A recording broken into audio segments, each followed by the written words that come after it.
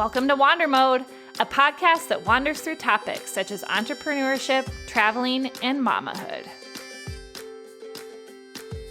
As a teacher turned entrepreneur and a mama to one, I am sharing my tips and tricks to maintain harmony in a multifaceted life.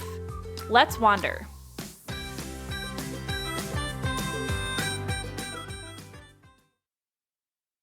I am your host, Julie Thomas, and today's episode is about structuring the day-to-day. You'll never change your life until you change something you do daily. The secret to your success is found in your daily routine. A quote by John C. Maxwell, a New York Times bestselling author, coach, and famous leadership expert. For most of us, our jobs or roles set a precedent for our daily routines. Our jobs determine the time we wake in order to get to work on time. They decide when we can leave at the end of the day, which impacts when we can pick up the kids from daycare, which sets our dinner time, etc. An employer sets time off for vacation or sick days, and we plan holidays and free time around those times. For some, family planning revolves around maternity, paternity, family leave given by an employer. We live and breathe by time. In many ways, an entity setting parameters for our days takes the pressure off of us to decide how to fill our days. Life has a predictability in a set routine, and that is definitely reassuring. For the entirety of my teaching career, my daily routine was predictable. I woke up at 5:30 to get dressed, eat, and then I prepared food for M for daycare. I would then wake M up at 6:30 to get her dressed and in the car, and at 6:45 we would leave the house and we would drive to daycare. 7:15 would roll around, I would drop her off at daycare, and then I would attempt to be at work by 7:30. My teaching day started with kids at 7:55, and the school day ended at 2:50. And I usually graded after school and then ensured that I was ready to go for the next day, but I promptly headed out from school to daycare to pick him up, and then sometimes the dog from her daycare as well. Dinner at our house is usually around 5:30. And we would spend quality time with him after, and then kiddo's bedtime routine started usually at around 7 o'clock. After she was down at 7:30, it was time to kind of get the house sorted and then work on our small business side hustle until bedtime. And really, when I think about it, my routine was a well-oiled machine, but making it happen on time carried an intensity to it. There was very little room for error, and if something threw one thing off balance, everything became pretty wonky. Let's use the example of M being a typical toddler and not wanting to get dressed in the morning. That might mean that we get out the door 15 minutes late, which puts me to school 15 minutes late, which means that I'm starting my day with students standing at my door and feeling incredibly guilty that I wasn't there for them on time. Or let's just say an event transpired after school, which then delayed me picking up M. Then we didn't get as much quality time together in the evening. And sometimes that meant that she would make a bigger fuss about going down to bed on time. And it's justifiable. We all need our time to connect with the people that we love. And when that time is cut short, then we do what we need to do to delay that time getting cut short. Despite some of the challenges of my routine, life was predictable, and I actually really thrived in this structured environment. Becoming an entrepreneur full-time meant that I now needed to design a new daily structure, as I knew that I would for sure falter if I didn't have one. The inspiration for my daily routine started with Jenna Kutcher of the Goal Digger podcast.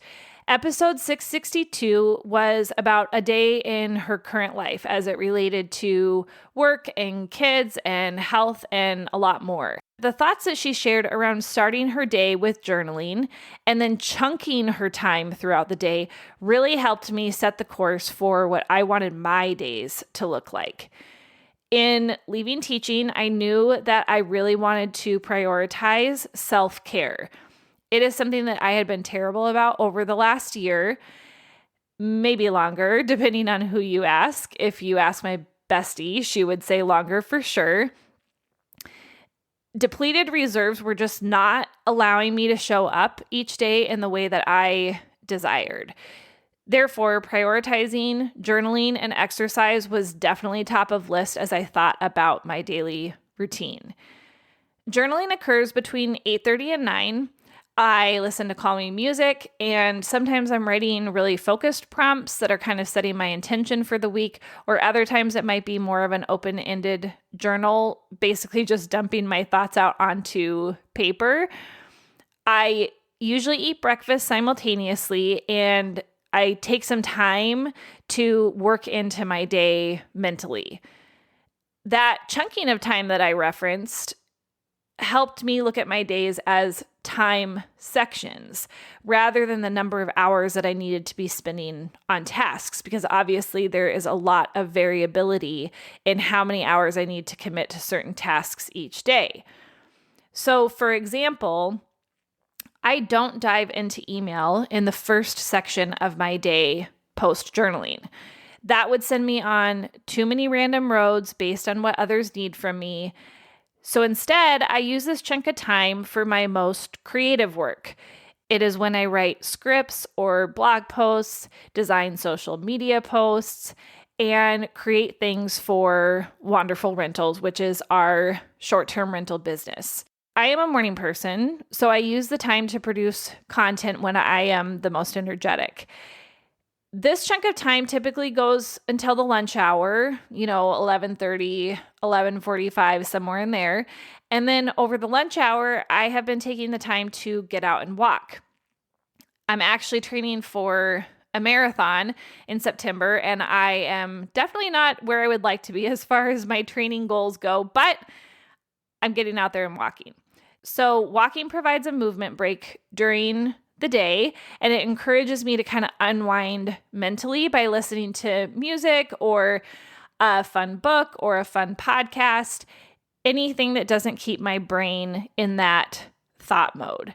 I avoid making my walks and the things that I'm listening to be about additional quote unquote learning time. So I do not listen to inspirational or business-based podcasts during that time.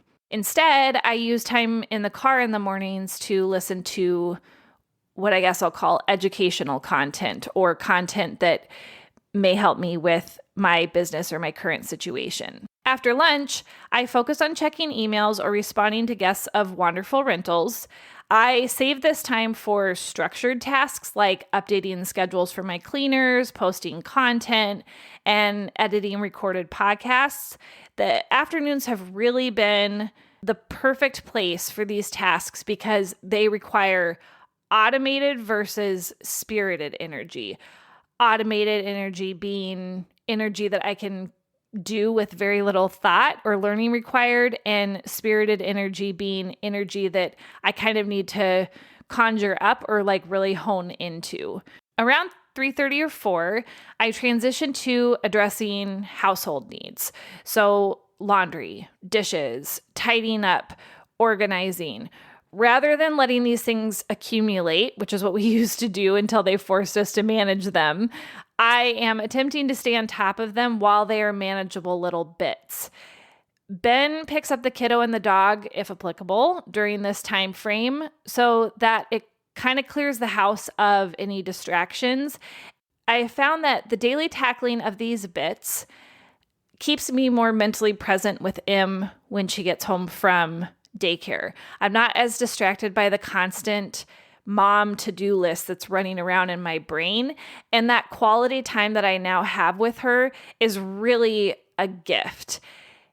Setting this routine also means that I now have time to do what I want in the evenings after she is down for bed. Holy buckets. What? What did she just say? Yes. Let me repeat. I have time to do what I want. I could work on a trip video. I could surf Instagram. I could watch those time sucker reels on Facebook. We all know those. and how easy it is to keep scrolling and scrolling and swiping and swiping. I could binge watch a show. I could talk with hubby. Sometimes this routine ebbs and flows depending on whether we decide to head out on the boat or we're traveling. But this new structure has filled my cup through productivity, self-care, and free time. That is my reward. That is my why. As you have listened to me sharing this journey to a new day-to-day structure, I am sure that you have pondered your own. So where are you on this journey right now? You may have found a daily routine that serves you well, but suppose you find yourself seeking an improvement in your routine. You may need more structure. You may need less structure. In that case, I highly suggest going and listening to episode 22 of the Time for What Matters podcast. Catherine Lee interviews Aimee Olson. Aimee Olson, I've referenced her before, is the founder of Life Done Simply. Aimee is a productivity and organizing coach, and she provides some context in this podcast for how we form habits and what we can do to build habits that serve us effectively. Aimee describes habits as a 3-step loop: a cue, a routine, and a reward. She explains that a cue is the trigger that tells our brain what to do automatically. Our routines can be physical, mental, or emotional, and the reward we receive makes the habit worth remembering and repeating. If 45% of our day, as Aimee said, is determined by habits, we had better ensure that our habits are effective. And in this episode, she provides practical steps in setting positive feedback loop habits. Definitely check it out. You don't have to leave a job that structures your day in order to gain control over your time. Upon reflection, there are so many changes that I would have made to my daily habits before and after school that would have allowed my time to serve me more effectively, but I didn't have great habits set in place.